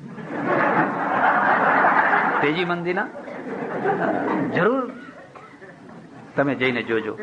આશ્રમમાં એવા ઘણા માણસો આવે મહારાજ એક આંકડો આપો ને, અને નવાઈ એક તમે આંકડો ના આપો ને અને ગમે તે કંઈક બોલો તેમાંથી ગોઠવી કાઢે કે આનો અર્થ થાય એમ. તમે પ્રસાદ આપો અને પ્રસાદના દાણા ગળે ને જો 6 આવે તો કે છગ્ગો, જો જલેબી આપો તો કે મીંડું. હવે આ કરવું શું? જ્યાં મગજ જ આ પ્રકારના બનાવી દીધા હોય તો લોકોને કરવું શું? તમે કંઈ પણ આપો. ભારતની આ મુશ્કેલી છે. ભારત પાસે બ્રેઇન છે, સારામાં સારું મગજ છે. એને પ્રયોગશાળામાં મોકલવાની જરૂર છે. એને પ્રયોગશાળામાં ભૂત ભુવાના આગળ મોકલવાની જરૂર નથી. ઘણા જ કે છે તમે આવશો તો નગર શેઠ આવશે. નગર શેઠ આવશે એટલે આખું નગર આવશે અને અહીં મેળો ભરાશે, અને અહીં મેળો ભરાશે તો મારું કામ બંધ પડી જશે. એક વાત. બીજી વાત, હું તમારા ઘરનું રોજ અનાજ ખાઈશ તો પછી મારે તમારા ગુણગાન ગાવા પડશે. તો અમારે કસ્તમ સોમ ત્વમસી પવનસ્ત્વમ હુતવઃ, પછી મારે તમારા ગુણગાન ગાવા પડશે. અને જો હું નહીં ગાઉં તો તમને જેમ લાગશે કે અરે 10 વર્ષથી અમારું ખાઓ છો અને અમારી કોઈ અહીં આવશો તો મારે ઉભા થઈને તમને આવકાર આપવો પડશે, મારે વેચાઈ જવું પડશે. તો હું વેચાવા નથી માંગતો. તમે રાજા તમારું કર્તવ્ય પૂરું કર્યું. હું આ સામાનું અનાજ ખાઈશ, અમારા જંગલનું જે થાય છે એ બધું ખાઈશ. અને એક બીજી વાત પણ તમને કહું છું, બદામ ખાવાથી જો બુદ્ધિ વધતી હોત ને તો આ પૈસાદારના કોઈ છોકરા ફેલ જ ના થાય. અરે તમે આખો ઇતિહાસ જોજો, મ્યુનિસિપાલિટીની લાઇટે જે છોકરા ભણ્યા એ પહેલો નંબર આવ્યા. એકવાર એવું બન્યું, એક બહુ મોટા શેઠના ત્યાં જમવા જવાનું થયું. હવે શેઠ તો બિચારા એમની પેઢીએ ગયેલા, એટલે પેલા બેન હતા એ રસોઈ કરે, એ મને બેસાડ્યો. એટલામાં તો આવ્યો, મને કે હા મારા જાઓ આવો. પછી એમના છોકરાને બોલાયો. છોકરાને હર્ષદ હર્ષદ હર્ષદ, એટલે કંઈક છોકરું આમ હશે આડું અડું. તો આવ્યું એટલે કેવું પેલું ઘોડાનું ટટ્ટું પાછું જાય ને આ આગળ ધકેલે એમ, ચાલ બાપજીને પગેલા પગેલા પગેલા. મારી મચડીને મારી પાસે લાગે. મને કે મહારાજ આના માથા ઉપર હાથ મૂકો ને. મેં કહું કેમ એમ? મને કે એને આશીર્વાદ આપવાના. મેં કહું સ્ટોક નથી હમણાં. એટલે શું તમે શું ઈચ્છો છો શું? ના, મને કે 4 વર્ષથી એસએસસી માં ફેલ થાય છે. 4 વર્ષથી ફેલ થાય છે. તો મેં કહું તમે ટ્યુશન નહીં રાખતા હો? જો ટ્યુશન રાખો તો આજકાલ તો ટ્યુશન રાખવા પડે. ના, મને કે 2-3 હજારના ટ્યુશન રાખીએ છીએ તોય ફેલ થાય છે. તો મહારાજ આ વખતે તો તમે એવો આશીર્વાદ આપો ને કે આખા ગુજરાતમાં જે 10 વિદ્યાર્થીઓ આવે ને એમાં આનું નામ આવે. મેં કહ્યું બેન, પેલા માસ્તરોને તે 3-3 હજાર રૂપિયા ટ્યુશન ના આપ્યા અને છતાંય આ છોકરો પાસ ન થયો, અને મને એક ટંક જમાડીને આને તું 10માં પહેલો નંબર લાવવા માંગે. તારા હાથમાં હારો આવી ગયો કે ભલી થા. મેં કહ્યું આ છોકરાને કોલેજ ના મોકલીશ, કોલેજ બગાડશે, એના કરતા આ ડબ્બાને હીરા ઘસવા મોકલી દે, એને બીજા કામમાં લગાવી દે, આ ભણનારો વિદ્યાર્થી. એટલે પેલા કણા જ છે ને એ કણા દે કહ્યું તમે આવશો નહીં, મને મારું કામ કરવા દો. આ જે દરિદ્રતા છે ને એ ઐચ્છિક દરિદ્રતા છે. એક બીજી વાત પણ યાદ રાખજો, અમીરીનો આનંદ છે અને હું તો ખાસ એના પક્ષમાં છું. મારો દેશ સમૃદ્ધ થવો જોઈએ. હું સુદામાના પક્ષમાં નથી કે આખો દેશ સુદામા જેવો થઈ જાય ને બધા બારે છબલીકા વગાડે આખો દાડો, એ પક્ષમાં નથી. પણ હું ઈચ્છું કે દેશમાં સુખી સમૃદ્ધિ વધે. પણ ઐચ્છિક જે દરિદ્રતા છે, ઈચ્છાપૂર્વકની સ્વીકારેલી જે દરિદ્રતા છે, એનો પણ એક બાદશાહનો આનંદ હોય છે. તમારી પાસે છે એ ભલે રહ્યું, અમારી પાસે નથી એનું અમને દુઃખ નથી. અને અમે જે છીએ એમાં અમારી એક મસ્તી, આ ફકીરી મસ્તી કહેવાય, આ ફકીરી મસ્તી કહેવાય. અને ઋષિ છે ને એ મસ્તીમાં છે. એને કહ્યું રાજા તમારું કામ પૂરું થયું, તમે જાઓ. આખી દુનિયાની અંદર ભલે લોકો પૈસાની પાછળ દોટ મૂકતા હોય, પણ 3 માણસો છે એ અર્થ પિશાચ ન થવા જોઈએ. 3 માણસો. એક તો ધર્મગુરુ અર્થ પિશાચ ન થવો જોઈએ. ધર્મગુરુ જો અર્થ પિશાચ થયો તો ધર્મ ડુબાડી દેશે. પૈસા લાવો, અરે જુઓ છૂટે પણ પેલો ના છૂટે. કેટલીક વાર તો જુઓ ચોંટ્યો હોય ને તો એને તમે છોડાવી શકો. હું સુઈગામ ગયો, મારું પુસ્તક વાંચજો, મારા અનુભવ. ભયંકર દુષ્કાળ પડેલો, ભયંકર દુષ્કાળ. અને સિદ્ધપુરની અંદર વિશ્વ હિન્દુ પરિષદનું સંમેલન ભરાયેલું. બધા સાધુઓ ભેગા થયા. અમે બધા પોતપોતાની વાતો રાખી, મેં મારી વાત રાખી. મેં કહ્યું જુઓ આ વર્ષે ભયંકર દુષ્કાળ પડ્યો છે અને 1-1 કિલો અનાજમાં ડાયલો છે એ ડેવિડ થઈ જાય છે, મગન છે એ માર્ક્સ થઈ જાય છે. ખ્રિસ્તી ધર્મ ફેલાઈ રહ્યો છે ગામ આદિવાસી ક્ષેત્રોમાં. આ વર્ષે જે કુંભ મેળો આવવાનો છે આપણે બંધ કરો. તમને ખબર છે કુંભ મેળાનો કેટલો ખર્ચો છે? 800 કરોડ રૂપિયા. 800 કરોડ રૂપિયા કુંભ મેળાનો ખર્ચો. અને એની કોઈ ઉપલબ્ધિ કશી જ નહીં. એનાથી કઈ હિન્દુ પ્રજાને કશું મળતું નથી. 800 કરોડ રૂપિયા. સૌને પોતપોતાના હાથી ઉપર બેસીને નીકળવાનું હોય, મોટી બતાવવાની હોય. બધાએ તાલીઓ પાડી, પેપરવાળાએ મોટા હેડિંગથી. એ કુંભ મેળાનો ખર્ચો આપણે આ દુષ્કાળમાં વાપરીએ. આ પાદરીઓ આટલે દૂરથી આવીને આટલું બધું વાપરે છે, ઝોંપડે ઝોંપડે જઈને અનાજ આપે છે, અને આપણે 5 પકવાન ખાવાના.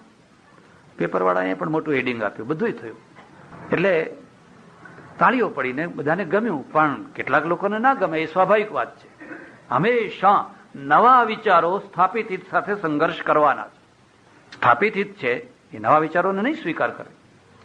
વાત પતી ગઈ. હું મારા આશ્રમમાં આવ્યો તો ખરો, પણ મારા મનમાં એક વિચાર ઉઠ્યો કે તું બોલ્યો, લે બોલવાથી શું થયું? તું કંઈક કરી બતાવ, કંઈક કરે તો ખરો ને. પણ હું શું કરી શકું? મારી પાસે પૈસો નહીં, મારા કોઈ અનુયાયીઓ નહીં, કોઈ જમીન જાગીર નહીં, કશું નહીં. આમાં પૈસો જોઈએ, હું કરું તો શું કરું? પણ અને બીજું એક કે કોઈની પાસે પૈસો નહીં માગવાનું એક વ્રત, એક નિયમ, એટલે કોઈની પાસે કંઈ માગવું નહીં.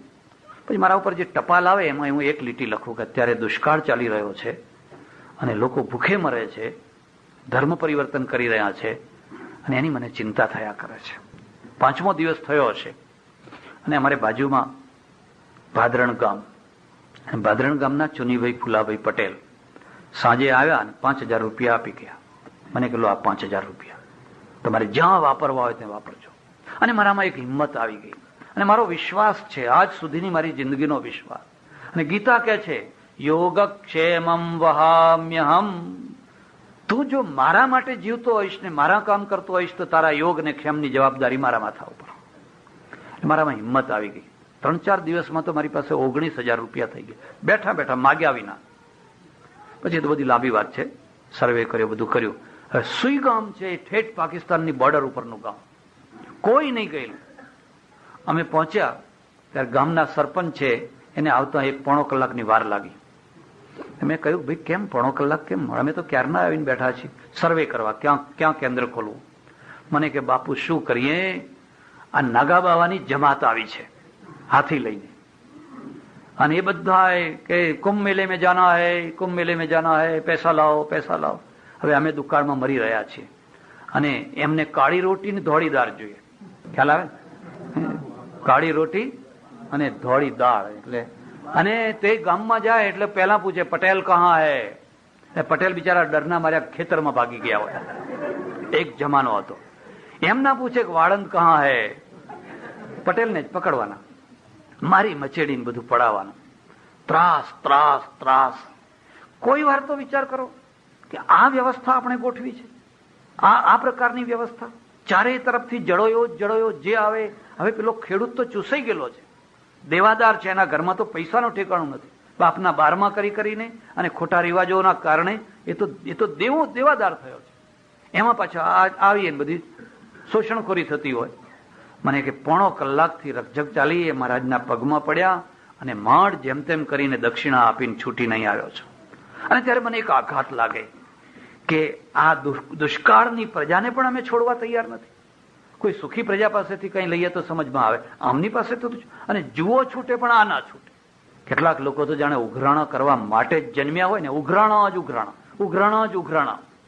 પેલો કણાદ ઋષિ છે, કહે છે આખી દુનિયા ભલે અર્થ પિશાચ થતી હોય, ધર્મગુરુ અર્થ પિશાચ ના થવો જોઈએ, નહીં તો એ ધર્મને ડૂબાડી દેશે. આખી દુનિયા ભલે અર્થ પિશાચ થતી હોય પણ સાહિત્યકાર અર્થ પિશાચ ન થવો જોઈએ. કે એની કલમમાંથી પ્રજાનું ઘડતર થતું હોય છે. કલમમાંથી ધર્મ નીકળે છે, તલવારમાંથી ધર્મ નીકળે છે, તિજોરીમાંથી ધર્મ નીકળે છે. ભામાશાની તિજોરીમાંથી ધર્મ નીકળ્યો હતો અને પ્રતાપને બચાવી લીધો હતો અને ભામાશા અમર થઈ ગયો. અને કલમમાંથી ધર્મ નીકળે છે અને શિવાજીની તલવારમાંથી ધર્મ નીકળ્યો. એકલી માળામાંથી જ ધર્મ નીકળે એવું નહીં માની લેવાનું. એટલે સાહિત્યકાર છે ને એ અર્થ પિશાચ પેટ બધાને હોય છે, પેટની કોઈ ના નથી. પણ જો એ અર્થ પિશાચ થઈ ગયો, બળતા માણસો છે, બળી રહ્યા છે, પેટ્રોલ છાંટવાનું કામ કરે છે, ઉપરથી પેટ્રોલ છાંટવાનું કામ કરે છે. માણસો બળીને ખાક થઈ જશે. અમેરિકામાં આ જ મોટો પ્રશ્ન છે. ટીવી ખરું, હું તો એનો વિરોધી નથી, એમાં ઘણી સારી વાતો આવે છે, પણ એમાં કેટલાય ભડકા આવે છે. એવા ભડકા આવે છે કે સારામાં સારા માણસોનું જીવન પણ બરબાદ થઈ જાય, એવા ભડકા આવે છે. પણ તમારું જે થવું હોય થાય. અમારો ધંધો ચાલવો જોઈએ. ડ્રગ ના દ્વારા ચાલે, આના દ્વારા ચાલે, ફલાણાના દ્વારા. તમારું કુટુંબ તૂટતું હોય, ફલાણું તૂટતું હોય, તૂટે, અમારો ધંધો ચાલવો જોઈએ. આ અર્થ પિશાચ ન થવો જોઈએ. અને ત્રીજી વાત છે, શિક્ષક અર્થ પિશાચ ન થવો જોઈએ. જેના હાથમાં બાળકો છે, ભલે એને પગાર મળે, 5,000 મળતો હોય તો 8,000 મળે, 10, એનો વિરોધ નથી. પણ એ સાંજે એમ નક્કી કરે કે મેં આજે છોકરાઓને ભણાવ્યું કે નહીં, અને એના મગજમાં પછી પૈસો પૈસો પૈસો પૈસો, તો એ ભવિષ્યની પ્રજાનું ઘડતર નહીં કરી શકે. એટલે રાજા તમે જાઓ, પ્રેમથી જાઓ. હવે ફરી કોઈ દાડો મારા આશ્રમમાં ના આવતો, કારણ કે હું દૂધપાક માલપુઆ ખાવા માટે નથી જન્મ્યો. એક બીજી વાત પણ યાદ રાખજો, પ્રત્યેક માણસ ભોગો ભોગવવા માટે નથી જન્મ્યો હતો. કેટલાક માણસો કંઈક વિશેષ કામ કરવા માટે જન્મ્યા હોય છે. જો આઈન્સ્ટાઈન છે, તમે ન્યૂટનનું જીવન ચરિત્ર વાંચો કે બીજા કોઈનું જીવન ચરિત્ર વાંચો, એની પ્રયોગશાળામાં તન્મય એમને યાદ દેવડાવવું પડે. ખાવાનો ટાઈમ થયો, હવે ખાઈ લો. હવે ચા પીવાનો ટાઈમ થયો, હવે ચા પી લો. એને એમાંથી મન હટતું જ નથી. એને ઊંઘવાનો ટાઈમ થયો, હવે ઊંઘો. બાળકની માફક એને સાચવવા પડે, કારણ કે એનું મન એમાં ને એમાં રાખેલું. આ તો અદભુત વિભૂતિ છે. કોઈ એની પત્ની બની હોય તો ધન્ય થઈ જાય, કોઈ એની માં બની હોય તો ધન્ય થઈ જાય, કોઈ એનો ભાઈ બન્યો હોય તો ધન્ય થઈ જાય. શરત એટલી છે કે એને સમજી શકે છે, એની વિભૂતિને એ સમજી શકે છે. એ જે કરે છે 1000 માણસો નથી કરી શકવાના, 1,00,000 માણસો ભેગા કરો ને એ નથી કરી શકવાના. પણ એ અર્થ પિશાચ ન થવો છે. આ કણાદ, આ ઋષિ છે. આવા કેટલાય ઋષિઓ, અને બધા ઋષિઓ છે એ બસ સ્વાવલંબી છે, પોતાના પગ ઉપર ઉભા છે. કોઈ પરાધીનતા નહીં, કોઈની લાચારી નહીં, કોઈના સામે અહંકાર નહીં, કોઈનો તિરસ્કાર નહીં, કોઈની ઘૃણા નહીં. બધાને ભણાવવાના. કૃષ્ણ આવે તોય ભણાવવાના, અને સુદામા આવે તોય ભણાવવાના, અને સરખી રીતે એક સાથે. આપણ સુતા એક સાથ રે તને સાંભળે રે. લાકડા કાપવા જવું હોય તો જવાનું. આ કણાદે ધર્મની વ્યાખ્યા કરી છે, અને એક માણસે સમજવા જેવી છે. સૂત્રમાં, નાના સૂત્રમાં એમણે લખ્યું છે, યતો ભ્યુદય નિશ્રેયસ સિદ્ધિ સધર્મ. જે કામ કરવાથી આ લોકની ઉન્નતિ થાય અને પરલોકની પણ ઉન્નતિ થાય, બંને લોકો સુધરે, બંને જીવન સુધરે, એવું જે કર્મ હોય એ કર્મનું નામ છે ધર્મ. એવા કર્મનું નામ છે ધર્મ. જરા જોજો, માણસને નેચરની સાથે રાખ્યો છે.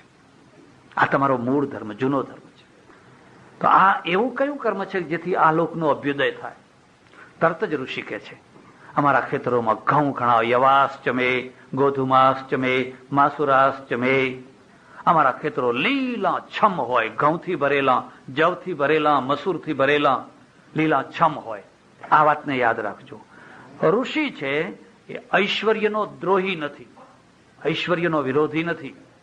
એવું નથી કહેતા કે આ બધું કઈ ભેગું આવવાનું નથી, કઈ સાથે આવવાનું નથી ને, એવું નથી કહેતા. અમારા ખેતરો લીલા છમ હોય. એક બીજું વાત, અમારી ગાયો માધવીર્ન ગાવો. અમારી ગાયો ખૂબ દૂધ દેનારી હોય. બધું તમને અહીં ઘટતું આવશે. ખેતરો લીલા અહીંના ને, માઇલોના માઇલો સુધી જુઓ તો લીલા છમ ખેતરો. આપણા ઉજ્જડ ખેતરો વર્ષોથી, હવે જરા લીલા થવા માંડ્યા, પણ આપણે ઉજ્જડ કરી બેઠા. અને ઉજ્જડ કેમ કરી બેઠા? ખેતીને પાપ માન્યો, એટલે આ પસ્તાવાનો દિવસ આવ્યો. હવે સારું છે, આજે તો થોડુંક ઘણું સારું સુધર્યું છે. અને સુધારવાનું મૂળ ક્યાં છે? એક બહુ ઠીંગણા માણસે સુધાર્યું. જય જવાન જય કિસાન. જય જવાન જય કિસાન. આપણે શસ્ત્રોથી બળવાન થવું છે અને ઘઉંથી બળવાન થવું છે. અમેરિકાની સ્ટીમર આવે અને આપણે રોટલો ખાઈએ. 33 કરોડ હતા ત્યારે, આજે 90 કરોડની વસ્તી થઈ. કોઈ બહારના અનાજની જરૂર નહીં. 90 કરોડમાં ઘઉં મળે છે. પહેલા શું હતું? પતરાનો કંટ્રોલ, ગેસ તેલનો કંટ્રોલ, ગોળનો કંટ્રોલ, ખાંડનો કંટ્રોલ, કપડાનો કંટ્રોલ, સિમેન્ટનો કંટ્રોલ. કોઈ ચીજ ના મળે. જયારે માણસ પાસે ખરીદ શક્તિ નથી ત્યારે. આજે 90 કરોડની વસ્તી થઈ. જોઈએ એટલી સિમેન્ટ મળે, જોઈએ એટલી ખાંડ મળે, બધું જોઈએ એટલું મળે. કેમ? કારણ કે તમે ઉત્પાદન વધાર્યું, ઢગલાબંધ ઉત્પાદન થયું. આજે 1947નું ભારત નથી, આજે 1994નું ભારત છે. આપણે કેટલું અનાજ બહાર મોકલી શકીએ એવી સ્થિતિમાં છે. અને હજુ તો બહુ મોટો સ્કોપ છે. પણ કેવી રીતે? જો તમે વિજ્ઞાનનો ઉપયોગ કરો તો, જો તમે વિદ્યાનો ઉપયોગ કરો તો. જો તમે વિદ્યાનો ઉપયોગ ના કરો અને એ જૂની ઘરેડની જૂની વાતો કર્યા કરો તો પછી ભાતા એના એ પાછા ભિખારી. એટલે પેલો ઋષિ કહે છે, અમારા ખેતરો લીલા છમ હોય, અમારી ગાયો છે ને ખૂબ દૂધ દેનારી હોય. એટલું નહીં, ઋષિ તો કહે છે કે અમારા સુરવીર જે યોદ્ધાઓ છે ને, બાણાવળી હોય, ઘોડા સારા હોય, અશ્વો સારા હોય, બાણ સારા હોય, હથિયારો સારા હોય, કોઈ દુશ્મન અમારા ઉપર આંખ ઉપાડીને જોઈ ન શકે. એક વાત યાદ રાખજો, ઋષિ શું છે? ઓલ ટ્રેક છે. બધી વિદ્યાઓ આવડે છે. એને ધનુર્વિદ્યા આવડે છે, એને ખગોળ વિદ્યા આવડે છે, એને ભૂગોળ વિદ્યા આવડે છે, એને નક્ષત્ર વિદ્યા આવડે છે. એક વિદ્યા, કોઈ વિદ્યા એવી નહીં કે જે વિદ્યા એને ન આવડતી હોય. એ સમયની આ યુનિવર્સિટી છે. અને એના દ્વારા એક રાષ્ટ્રનું નિર્માણ અને રાષ્ટ્રનું નિર્માણ પણ કેવું છે. એક બીજી વાત પણ યાદ રાખજો. હિન્દુસ્તાનના 3 મોટા ધર્મો, હિન્દુ, બૌદ્ધ અને જૈન, ત્રણે પરલોકવાદી. ત્રણેય પરલોક. અમારું કામ જ પરલોકનું છે. કોઈ મળે એટલે અમે એક જ કહીએ, પરલોક સુધારી લો, પરલોક સુધારી લો. આલોક નહીં, આ તો મિથ્યા છે બધું, આ તો સ્વપ્ન છે, કલ્પના છે. ખરો પરલોક છે અને એમાં આ લોક બગડી ગયો. ઋષિને તમે જોશો તો આલોક અને પરલોક બે સાથે છે. પહેલા આલોક પછી પરલોક, બંને સાથે છે એક વાર. એટલે દેશ છે એ સમૃદ્ધિથી ભરપૂર, કોઈને સુખદ્રોહ નથી, કોઈને વિરોધ નથી. તમારા સારા મકાનો હોય, તમારા સારા વાહનો હોય, તમે ખૂબ સારી રીતે જીવનારી પ્રજા બનો, એ બધું બરાબર છે. ત્યારે હવે બીજું ધર્મનું પાસું તમે જોજો. ધર્મમાં શું છે? બિલકુલ સરળતા છે, સાદાઈ છે. એક દર્ભાસન ઉપર બેસી અને પલાઠી વાળીને ઋષિ પ્રાર્થના કરે છે, સંધ્યા કરે છે. બિલકુલ સરળ વિધિ છે, કોઈ સામગ્રીની જરૂર નહીં. આ લાવો, પેલું લાવો, ફલાણું લાવો, દાબડો લાવો, ધરો લાવો, આ લાવો, ગુલાલ લાવો, અબીલ લાવો, ફલાણું ચોખા લાવો, અહીં સોપારી મૂકો, અહીં ફલાણું મૂકો, અહીં ફલાણું મૂકો. બિલકુલ સાદી પ્રાર્થના. મુસલમાનની નમાજમાં શું લઈને જવું પડે છે? કોઈને નમાજ પડતા જોજો. ક્રિશ્ચિયન જયારે ચર્ચમાં જાય છે શું લઈને જાય છે? ગાંધીજી પ્રાર્થના કરતા, અચૂક કરતા, ટાઈમ થાય એટલે ખેતરમાં બેસીને કોઈ ચીજની જરૂર નહીં, કશી ચીજની જરૂર નહીં. અને છતાં એ પ્રાર્થનામાં કેટલી તાકાત હતી, કેટલી શક્તિ. રઘુપતિ રાઘવ રાજા રામ, પતિત પાવન સીતારામ. સામગ્રી વિનાની ઉપાસના, પેલી કોઈ સામગ્રીની જરૂર નહીં. બહુ તો થોડું પાણી આચમન કરવા માટે અને બસ સાદાઈથી પેલી પ્રાર્થના થાય છે. આ એક વસ્તુ થઈ. બીજી વસ્તુ, એ યુગમાં તમે જોશો તો કોઈ જગ્યાએ પત્નીનો ત્યાગ નથી કે આ પત્ની છોડી દો, ઘર છોડી દો, બહાર છોડી દો. કોઈ જગ્યાએ પત્નીનો ત્યાગ નથી. પત્નીનો ત્યાગ પાછળથી આવ્યો. એણે આપણું આખું રૂપા કરી. ઋષિને ઋષિ પત્ની છે, સાથે રહે છે.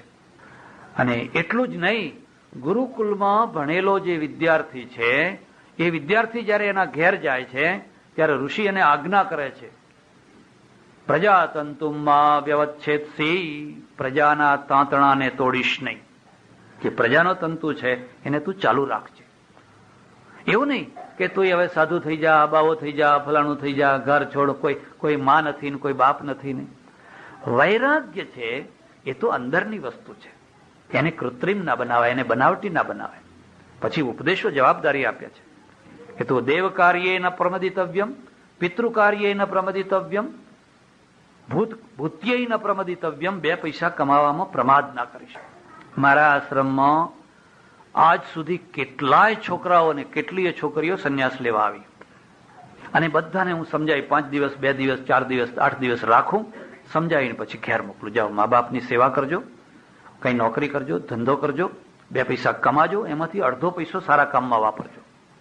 અમારી લાઈનમાં આવી ગયા, આખી જિંદગી પારકો રોટલો ખાવાનો અને ટોકરા ખખડાવે. જો કોઈ બાવો મળી ગયો તો ટોકરા ખખડાવી આલ્લેખ કરીને આખી જિંદગી છે ને બરબાદ થઈ જશે. હું કોઈને આ લાઈનમાં વાળવા નથી માંગતો. મેં ધાર્યું હોત તો 100 સાધુઓ બનાવ્યા હોત, ઓછા નહીં, 100 સાધુઓ. મેં કોઈને દીક્ષા ના આપી. જ્યારથી મને સમજ આવી કે આ આખો રસ્તો બરાબર નથી. એટલે સજ્જનો, આ મૂળ વાતને તમે સમજો.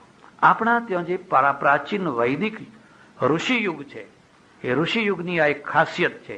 એમાં પતિ છે, પત્ની છે, દાંપત્ય છે, ઘર છે, જવાબદારીઓ છે, રાષ્ટ્ર છે, સ્વસ્તિ સામ્રાજ્યમ ભૌજ્યમ મહારાજ્યમ આધિપત્યમયમ.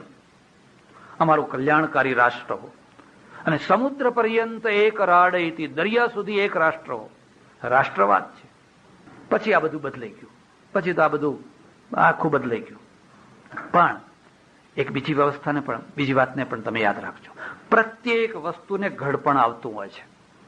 એક આ માઇકને ઘડપણ આવવાનું, આ તકિયાને ઘડપણ આવવાનું, આ હોલને ઘડપણ આવવાનું, આ પંખાને ઘડપણ આવવાનું. દરેક વસ્તુને ઘડપણ આવવાનું. અને ઘડપણ આવવાનું એટલે જ મોડલ સુધારવાના. જો તમે તમારી ફેક્ટરીમાં ઉત્પન્ન થતી વસ્તુઓના સ્પેર પાર્ટ વધારે સારા નહીં બનાવો તો બજારમાં ટકી નહીં શકો. કારણ કે તમારી જૂની મોડલની જૂની વસ્તુઓ ગરડી થઈ જવાની. એમ આખા વૈદિક યુગને, આ ઋષિ યુગને ઘડપણ આવ્યું, અને ઘડપણની અંદર વિકાર આવ્યા, વિકૃતિ આવી. અને એ વિકૃતિ શું આવી કે પ્રજાનો એક વર્ગ. હા, આ વાત પણ સમજવા જેવી છે. આપણા ત્યાં પેરેલલ બે મુખ્ય માર્ગો ચાલ્યા, બે મુખ્ય માર્ગો ચાલ્યા, કર્મકાંડનો માર્ગ અને જ્ઞાનીઓનો માર્ગ. કર્મકાંડનો માર્ગ છે એ સમાજ ઉપર છવાઈ ગયો, અને જ્ઞાનીઓનો માર્ગ નાનો થઈ ગયો. જ્ઞાની ખરા, સમજુ ખરા, પણ સંખ્યામાં થોડા. આજે પણ એ જ દશા છે, આજે પણ એ જ દશા છે, મોટો ભાગ કર્મકાંડનો. અને કર્મકાંડ શું છે? આ કરો તો તમને આ મળે, આ કરો તો આ મળે, ને આ કરો તો આ મળે. એટલે જાત જાતના બધા. તમારે દીકરો નથી, સંતાન નથી, આ વિધિ કરો તો તમને દીકરો થાય, અને ન થાય તો શું કરીએ? તો ના, એવું કઈ નહીં. એ તો અમેરિકામાં. આપણા ત્યાં તો કોઈને મારી નાખો તો કોઈ શું કરી શકે? આખું આ કરો. એટલે ભગવદ્ ગીતા એની ટીકા કરી છે, તમે ભગવદ્ ગીતામાં વાંચજો. યામિમામ પુષ્પિતામ વાચમ પ્રવદંત્ય વિપશ્ચિતા વેદ વાદ રતા પાર્થ નાન્યતસ્તિવાદિન કામાત્માના સ્વર્ગપરા જન્મ કર્મ ફલપ્રદા ક્રિયા વિશેષ બહુલામ ભોગૈશ્વર્ય ગતિમ પ્રતિ ભોગૈશ્વર્ય પ્રસક્તાનામ તયા પ્રહિત ચેતસામ વ્યવસાયાત્મિકા બુદ્ધિ સમાધૌ ન વિધીયતે. ભગવદ્ ગીતામાં બહુ ઝાટકણી કાઢી છે. અર્જુન, આ જે પુષ્પિતામ વાચમ એટલે ફૂલવાળી, જેમાં ફળ લાગતા નથી, ખાલી પુષ્પિતામ પુષ્પિતામ પુષ્પિતામ, આ કરો તો તમને આ મળે. ભારતમાં અત્યારે શી જરૂર છે? દરેકને પૈસાદાર થવું છે. થવું છે કે નથી થવું? તમે ભલે ને ગમે એમ ના પાડો. પૈસો તમારી વાત નહીં, અમારી એમાં આવી ગઈ. હો ભાઈ, તમે તો સ્વાભાવિક છે કે તમારે બાળ બચ્ચા હોય, આગળ પાછળની ચિંતા હોય, એટલે પૈસાદાર થવાનું મન થાય જ. અમારે આગળ કોઈ નથી, પાછળ કોઈ નથી, પણ જેટલા પૈસાની લાલસા અમને લાગી છે એટલી તમને નથી. અને એના કારણે અમે મળદાલ થઈ ગયા છે. બધાને પૈસાદાર થવું છે. તો હવે પૈસાદાર થશો કેવી રીતે? કે વૈભવ લક્ષ્મીનું વ્રત કરો. બોલો, આ બહેનો કરે છે કે નથી કરતા? વૈભવ લક્ષ્મીનું વ્રત કરો. તો આ જાપાન વાળા કોઈ વૈભવ લક્ષ્મીનું વ્રત કરે છે? ઇઝરાયલ વાળા કરે છે? અમેરિકા વાળા કોઈ કરે છે? બસ તરત જ. અને કર્યા પછી એની આટલી 16 ચોપડીઓ બીજાને વેચવાની, કારણ કે પછી વેચાય બધે.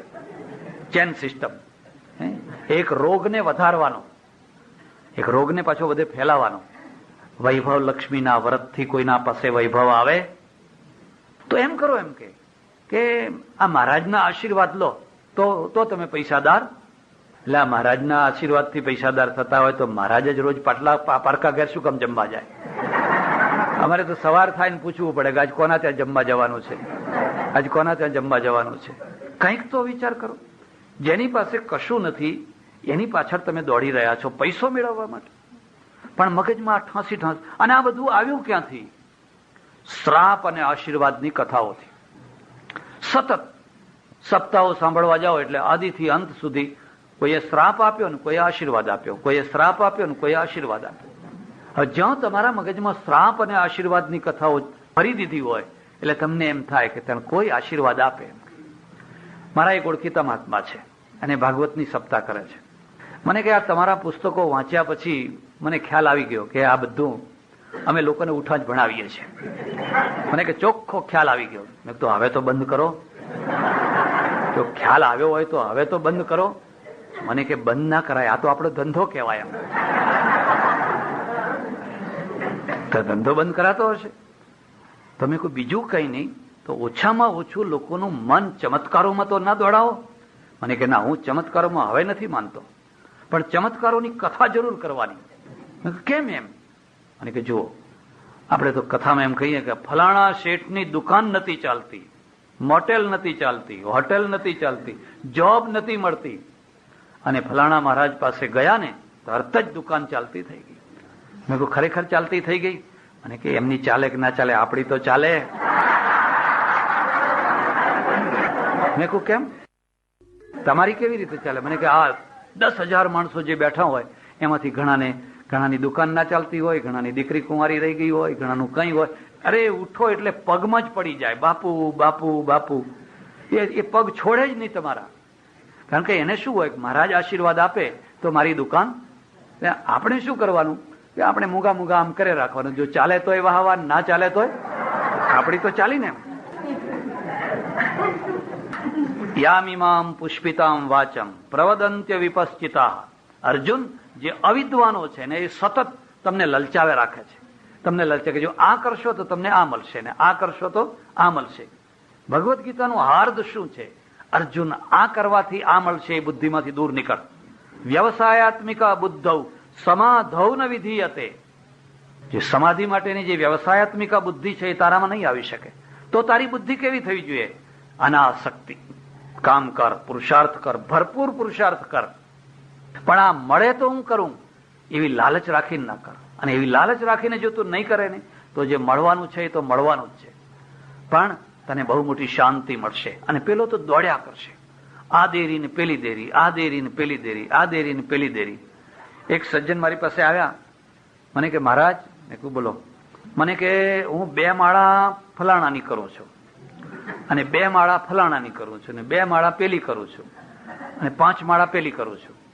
હવે તમે મને કોઈ મંત્ર આપો તો એ કરું. મેં કહ્યું કેમ? આટલી બધી જુદી જુદી કરવાની શી જરૂર છે? મુદ્દાને સમજજો. એક મંત્ર, એક દેવ, એક નિષ્ઠા. તમે એમ સમજો કે આય બાપા આપે ને પેલાય બાપા આપે ને પેલાય કાકા આપે ને પેલાય મામા આપે તો એકેમાં જ નહીં રહો. પછી અમારા એક ઓળખીતા સંત, એમનું મંદિર થાય, અને મંદિર થાય તો મુસલમાન છે ને એ ટ્રકનો ડ્રાઈવર રેતી લાવે નદીમાંથી. તે આખું મંદિર થયું, આશ્રમ થયો, ત્યાં સુધી બધી રેતી લાવ લાવ લાવ લાવ લાવ કરી. મુસલમાન બહુ સારો માણસ. એટલે છેલ્લા દિવસે જયારે એનો હિસાબ કરવાનો, એટલે કોઈએ કહ્યું કે આ માણસને સંતાન નથી, છોકરો નથી, સંતાન નથી. કોઠારી મહારાજ હતા, એને કહ્યું ભાઈ બેસો તમે, ભગવાનની માળા હું તમને આપું, તમે પહેરો, આશીર્વાદ રૂપમાંથી તમારા ઘરમાં સંતાન થશે. પેલા શું જવાબ આવ્યો ખરો કે ના મહારાજ, મહેરબાની રાખો ને મને એ માળા ના આપશો. કેમ? જો એ માળા હું લઈશ અને મારા ઘરમાં જો સંતાન થશે તો મારા અલ્લાહ ઉપરથી મારું ઈમાન છૂટી જશે, તો મારા ભગવાન ઉપરથી મારી શ્રદ્ધા તૂટી જશે કે આટલી આખી જિંદગી મેં ભગવાન અલ્લાહ અલ્લાહ અલ્લાહ અલ્લાહ કર્યું ને તે સંતાન તો બીજા આપ્યું. અને જો સંતાન નહીં થાય, તમારી માળા હું લઈ જાઉં અને જો સંતાન નહીં થાય તો તમારા ઉપરથી શ્રદ્ધા તૂટી જશે, તો તમારા ઉપર જે મારો પ્રેમ ભાવ છે ને એ તૂટી જશે. હું નથી ઈચ્છતો કે આખી જિંદગી જે અલ્લાહને પકડીને હું બેઠો છું એના ઉપરથી મારી શ્રદ્ધા તૂટી જાય. એમ હું એ પણ નથી ઈચ્છતો કે મારા ને તમારા સંબંધમાં જે એક નિષ્ઠા છે એ પણ તૂટી જાય. કેટલી નિષ્ઠા હશે? આપણે કહ્યું મહારાજ તમારી એ લાવો ને તમારી એ લાવો ને તમારી એ લાવો ને તમારી એ લાવો. અહીંથી એમાંથી એક શું ઉભું થતું હોય છે? એક બેઈમાન પ્રજા. બેઈમાન પ્રજા. અહીંયા હું એનો વિરોધી નથી.